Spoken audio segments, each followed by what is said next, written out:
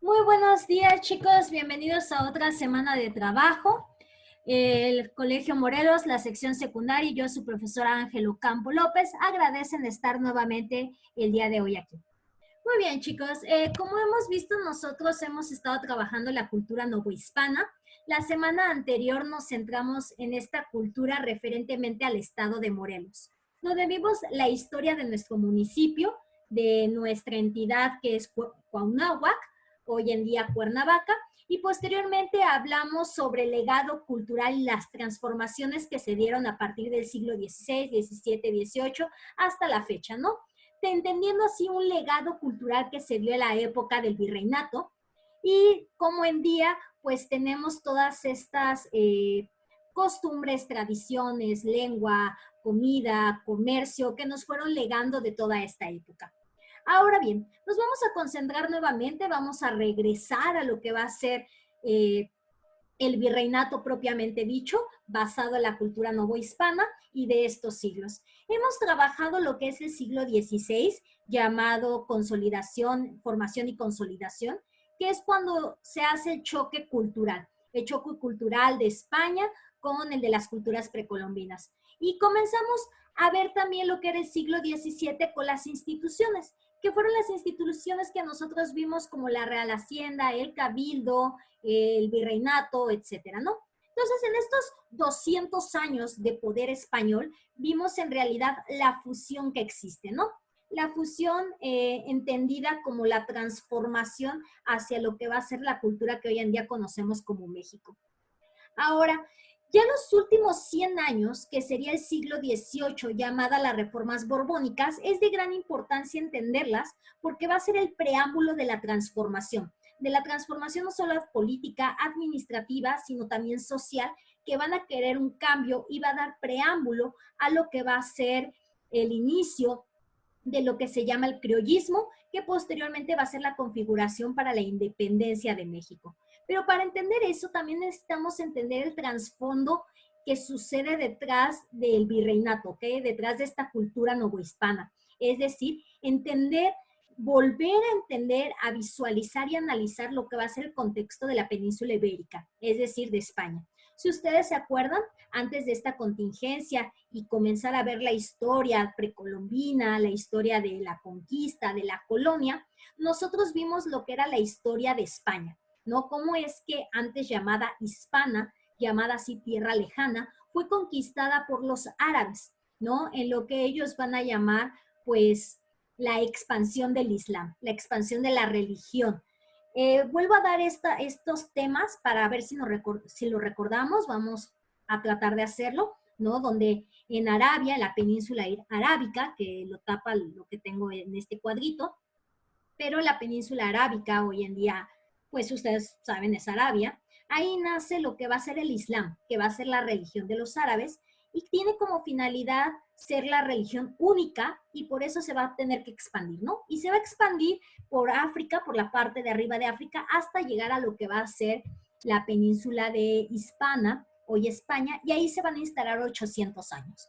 Entendiendo que durante 800 años los árabes van a vivir ahí con su lengua, su cultura, sus tradiciones, y que después se va a dar la reconquista española. Es decir, cuando los españoles y los católicos deciden recuperar esa tierra y sacar a los árabes de ahí.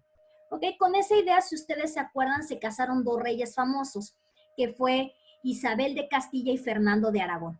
Estos dos personajes se casaron con la finalidad de que el catolicismo triunfara y fue apoyado por el papado de Italia y los consagraron como los reyes católicos. Si ustedes se acuerdan y si no, saquen su cuaderno, sus apuntes, tratemos de reflexionar.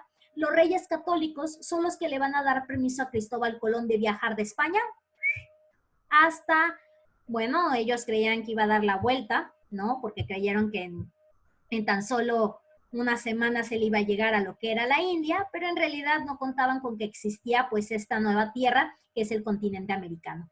Ellos son los que van a financiar, o más bien Isabel va a financiar el viaje de Cristóbal Colón con pocos barcos, con lo que tengan ahí, y es como de, ándale Colón, pues ve a ver, ¿no? ¿Qué hay? Y Colón pues descubre lo que va a ser el continente americano, él no lo sabe, nunca lo supo, murió con la idea de que había llegado al cielo terrenal, ¿no? Con esa idea, entonces, vamos a continuar viendo lo que va a ser la historia de España, que no es ajeno a lo que hemos visto. Necesitamos tener nuestra mente histórica así como más amplia y entender que durante el siglo XVI, siglo XVII, que hemos visto la cultura novohispana, en España va a estar sucediendo lo que vamos a ver ahora en estas dos clases esta semana, ¿no? Bien, a continuación les voy a pasar un video, pero quiero recalcar que este video es de la Academia Play. Es una plataforma de aprendizaje multimedia creada por Rubio Donce y José Manuel Pastor en 2015. Hoy en día tiene muchísimos videos, son muy didácticos y yo quiero compartirles uno que habla sobre los reyes católicos, ¿de acuerdo? Entonces a continuación se los voy a poner. Recuerden que este video es de la Academia Play. Es muy interesante, tiene mucho más videos en YouTube si ustedes lo quieren visualizar. Son muy históricos y muy didácticos. Se los dejo, chicos.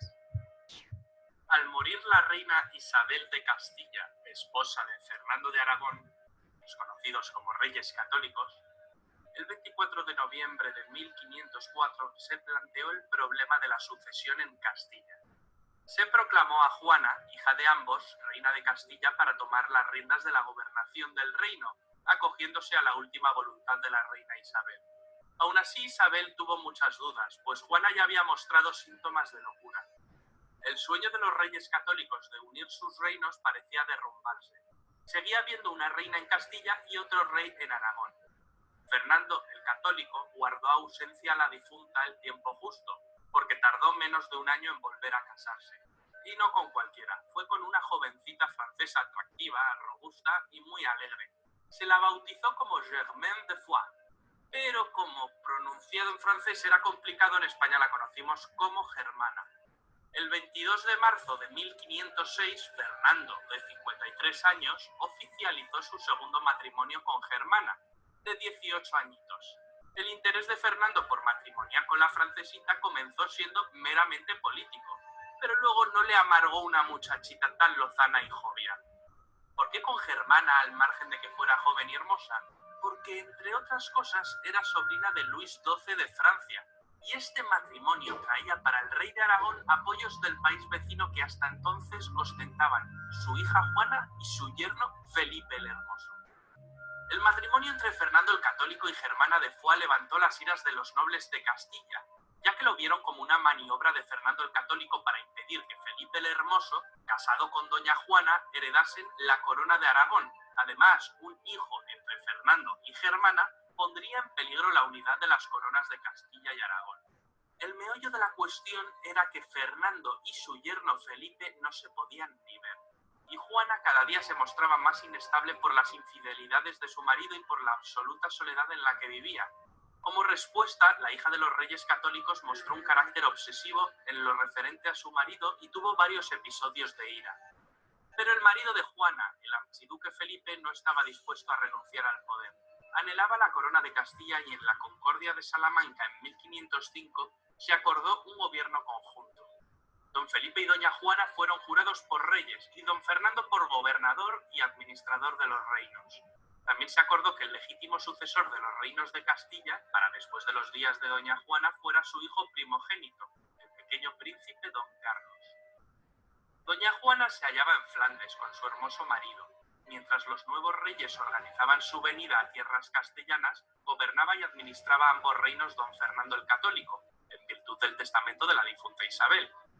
La situación cambió con la llegada del matrimonio a la península, pues se manifestaron las malas relaciones entre el yerno, apoyado por la nobleza castellana, y el suegro. De modo que por la concordia de Villafácila en 1506, Fernando, con pocos apoyos en Castilla, se retiró a Aragón. Mediante este tratado se reconocía además la incapacidad de la reina Juana para reinar, debido a su enajenación mental. Felipe el Hermoso quedaba como único rey de Castilla. Más tarde fue proclamado rey en las Cortes de Valladolid con el nombre de Felipe I. Felipe comenzó a gobernar sin hacer partícipe a doña Juana de los asuntos del Estado. También la prohibió ver a su padre, lo que causó gran pesadumbre en ella. Juana estaba locamente enamorada de su marido, pero su marido no lo estaba de Juana, que barajó encerrarla, sobre pretexto de su enfermedad, en una fortaleza. Poco le duró el reinado a Felipe I el Hermoso, apenas unos meses, pues murió súbitamente al poco de hacerse con el trono de Castilla, al parecer por unas fiebres tras beber agua fría. Las malas lenguas dicen que fue su suegro quien lo había envenenado. La enfermedad de Juana se agravó con la muerte de su marido. No podía ocuparse de los negocios del Estado. El príncipe don Carlos era niño y estaba recibiendo una educación exquisita digna de un futuro rey, pero fuera de España. El rey católico Fernando estaba ausente, y aunque quería volver, no se daba prisa, pues quería que se lo ofreciesen. Mientras tanto, el cardenal Cisneros acabaría asumiendo la regencia del reino de Castilla. El cardenal medió con la nobleza castellana y pidió al rey Fernando que volviese a Castilla como gobernador, mientras convencía a los nobles de que era la mejor solución para que Castilla no cayese en manos extranjeras. Cuando Fernando regresó, encerró a su hija Juana de por vida en Tordesillas. Juana vistió de negro guardando el luto de su difunto marido de por vida. Vivió con depresiones constantes, siendo maltratada física y psicológicamente por sus carceleros.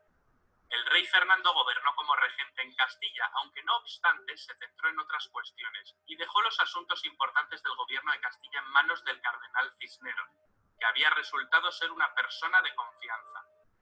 ¿Qué pasó con Germana de Foix y Fernando de Aragón?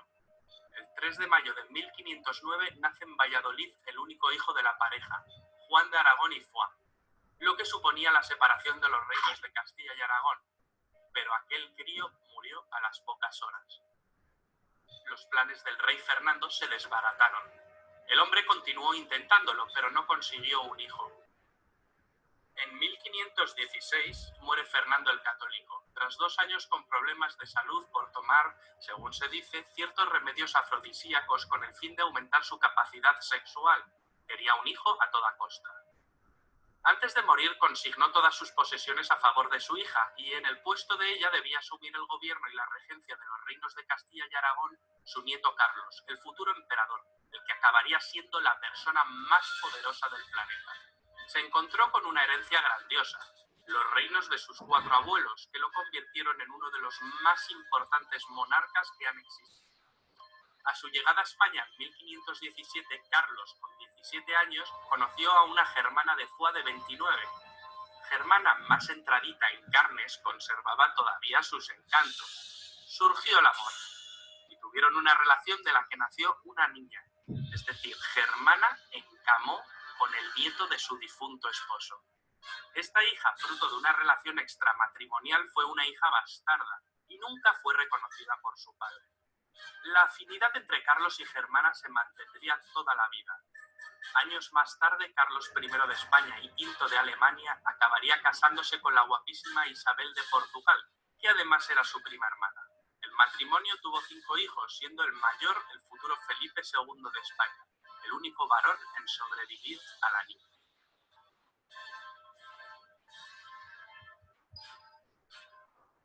Muy bien, chicos. Ahorita, como ven, son realmente enredos.